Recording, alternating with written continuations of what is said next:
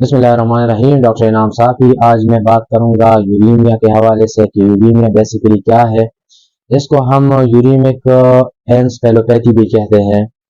गर्मियों के मौसम में जब मरीज़ मेरे क्लिनिक पर लाया जाता है तो मैं जब उसका बीपी चेक करता हूं तो बीपी डाउन रहता है और इसका पल्स रेट ज़्यादा होता है।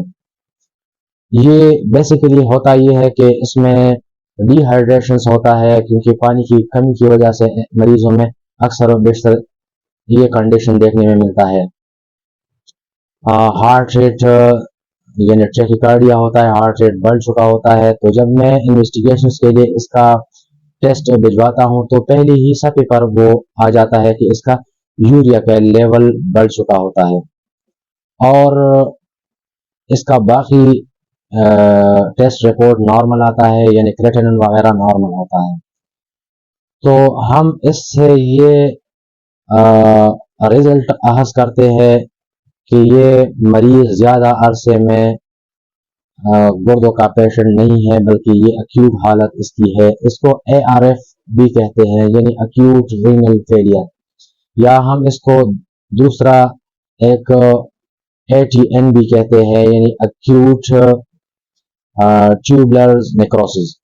एक्यूट ट्यूबुलर नेक्रोसिस भी इसी कंडीशंस में होता है। तो क्या ये मरीज सिर्फ गुर्दों की वजह से ऐसा होता है या ये कोई न्यूरोलॉजिक प्रॉब्लम भी इस मरीज में देखी जा सकती है।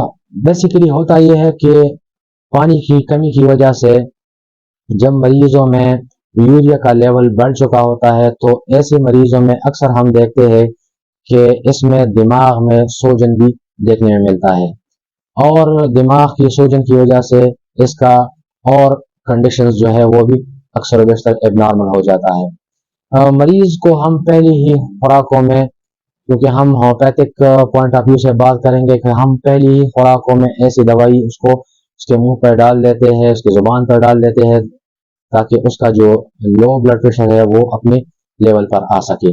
ऐसे पेशेंट को हम क्या क्या दे सकते हैं, हमारे पास ऐसे क्या क्या मेडिसिन है कि हम उसको फौरन ही देकर उसको इस एक्यूट हालत से निकाल देते हैं। इसमें नंबर फर्स्ट है एकोनाइट और इसमें दूसरा है रेडियम। रेडियम 200 में हम उसके जुबान पर चंद ही कतरे डालकर ऐसी कंडीशन से बाहर निकाल देते हैं। और अगर कोई और वजह भी हो, यानी ऐसे मरीजों में अक्सर और वजह भी हो सकते हैं, जैसे कि ज़्यादातर उन औरतों में ये हो सकता है कि जो बच्चे जनते हैं जो प्रेगनेंसी की हालत में हो जाते हैं, तो हम उसको स्टोनेशियम कार्ब वगैरह देकर ऐसे मरीजों को इस कंडीशन से बाहर निकाल दे हैं। या हम तीसरी भी कोई वजह ढूंढ सकते हैं, जैसे कि स्नैक पॉइजन्स है और स्नैक पॉइजन्स की वजह से हम उसको लेगेसिस देकर ऐसे मरीज को इस कंडीशन से निकालते हैं। तो अगर कोई और वजह भी हो तो हम उसको उसी कंडीशन के जुमरे की मेडिसिन देकर ऐसी हालत से निकाल देते हैं।